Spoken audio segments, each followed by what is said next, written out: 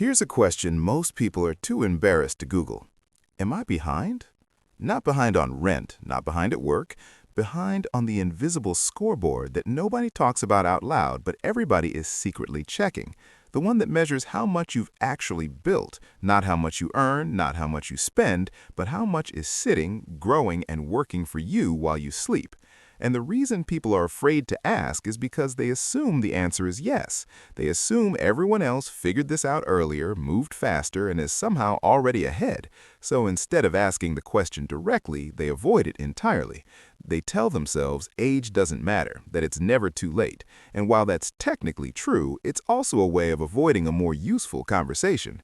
Because here's what actually matters. Not whether you're behind, but whether you understand the sequence, the real timeline of how wealth actually gets built, milestone by milestone, and what's either accelerating or quietly stalling your progress right now.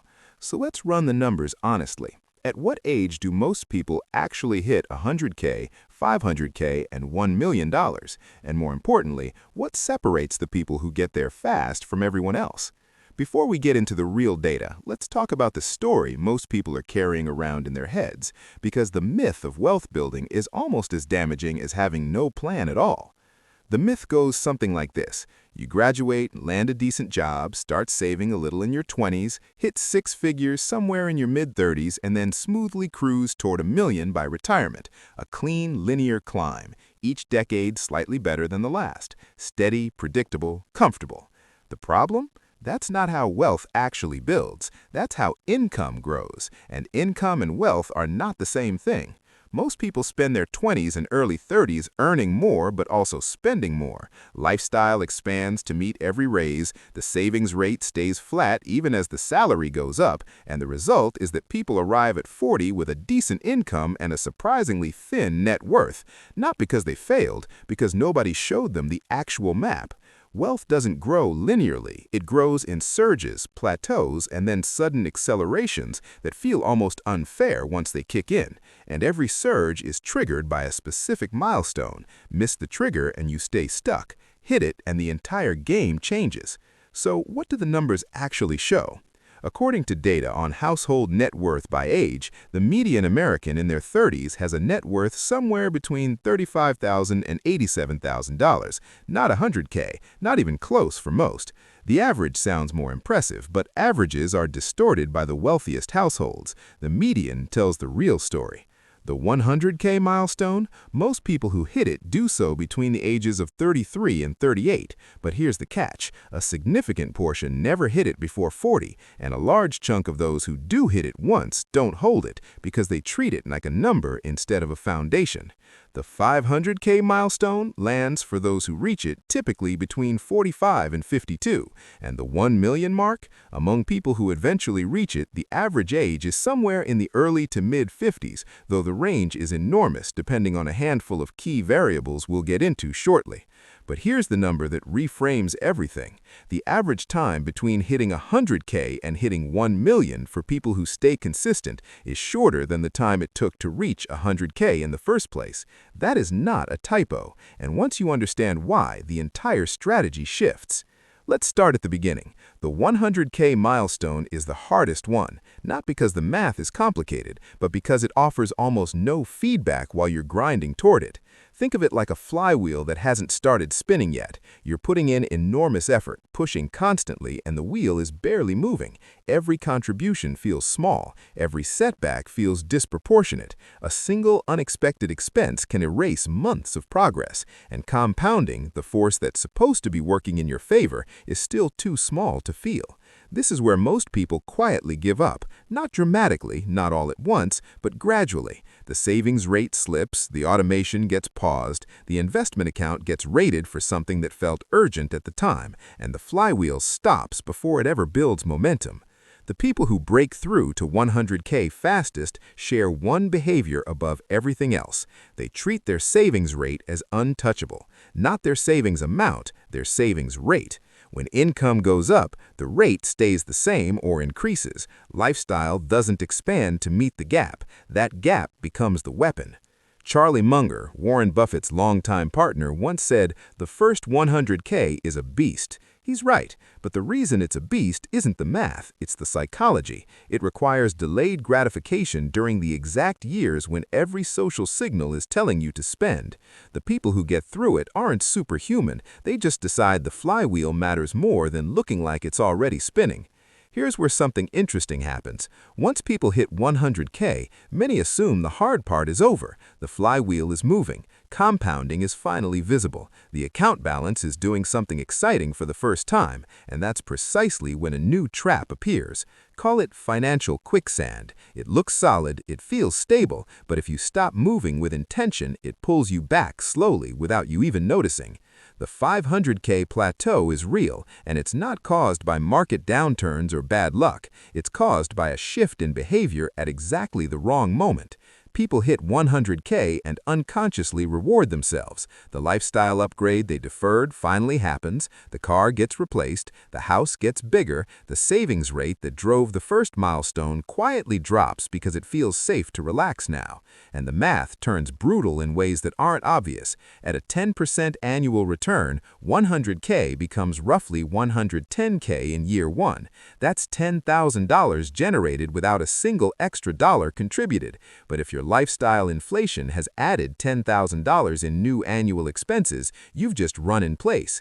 The compounding is happening, you're just spending it before it compounds again. The people who punch through 500K fastest are the ones who treat 100K as proof, not as a reward. They look at that milestone and think, the system works, now let's scale it, rather than we made it, now let's enjoy it. That single difference in interpretation can be worth hundreds of thousands of dollars over a decade. Take Marcus, a 34-year-old who hits 100K and immediately increases his savings rate by 3%.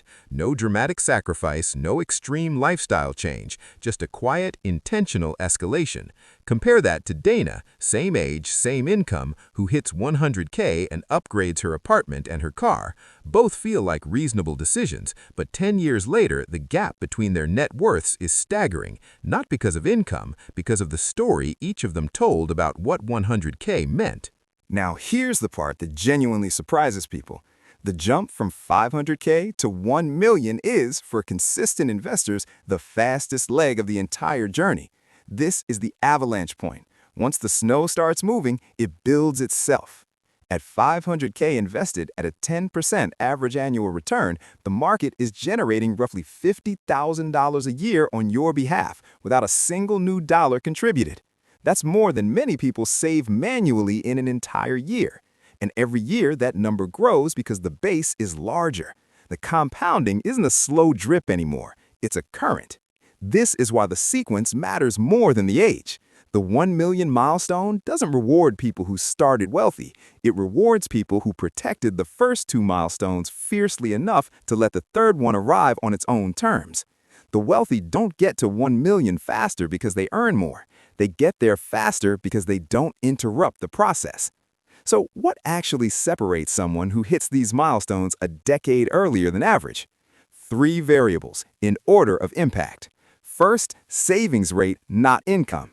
The data consistently shows that people with moderate incomes and high savings rates outperform high earners with low savings rates over a 20-year horizon. A household earning $80,000 and saving 25% builds wealth faster than a household earning $150,000 and saving 8%. Income is the engine. Savings rate is the gear you're in. Second, time in the market, not timing the market. Every year of delay on the first 100K costs more than people realize because it delays the avalanche. Getting to 100K at 28 versus 38 doesn't just mean 10 extra years of compounding. It means 10 extra years of compounding on everything those years generated. Third, behavior during downturns. The people who accelerate through milestones the fastest are almost always the ones who did nothing during market crashes. Not sophisticated rebalancing, not strategic pivots, nothing. They let the system run. Because wealth isn't destroyed by downturns, it's destroyed by panic selling at the bottom and missing the recovery. Here's the uncomfortable truth. Most people don't fall behind because of bad luck or low income. They fall behind because of identity.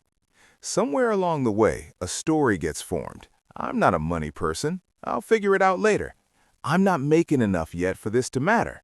And that story becomes a lens that filters every financial decision.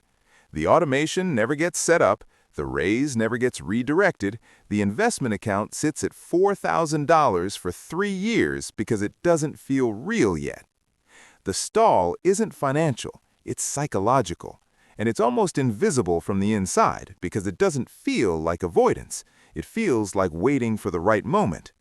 But compounding doesn't offer a right moment. It only offers now or later, and later always costs more than it looks like it will. The people who move through milestones fastest aren't better at math. They're better at treating small, consistent actions as meaningful before they feel meaningful. They automate before they feel ready. They increase contributions before the account balance feels impressive. They act like the flywheel matters while it's still barely moving. So let's come back to the original question. At what age do most people hit these milestones? The honest answer is, it depends entirely on when they start running the right sequence, not on how old they are when they start. The age numbers are real, 100K by the mid-30s, 500K by the late 40s, 1 million by the early 50s for those who get there at all.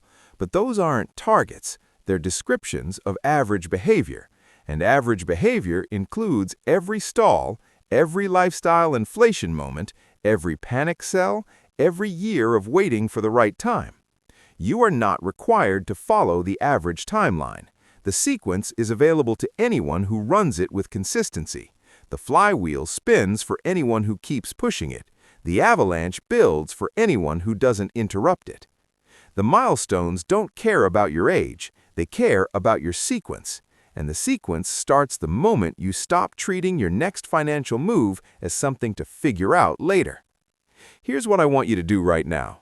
Think about which milestone you're closest to, and think honestly about whether you're treating it like a flywheel or a finish line. Drop it in the comments. 100K, 500K, 1 million, and what the biggest thing is that's either accelerating or stalling your progress. Because your wealth timeline isn't random, it's a direct reflection of the sequence you're running and the story you're telling yourself about what's possible. If you want more honest breakdowns of how money actually works, not how it's supposed to work in theory, follow this channel, because the map exists. Most people just never get shown it.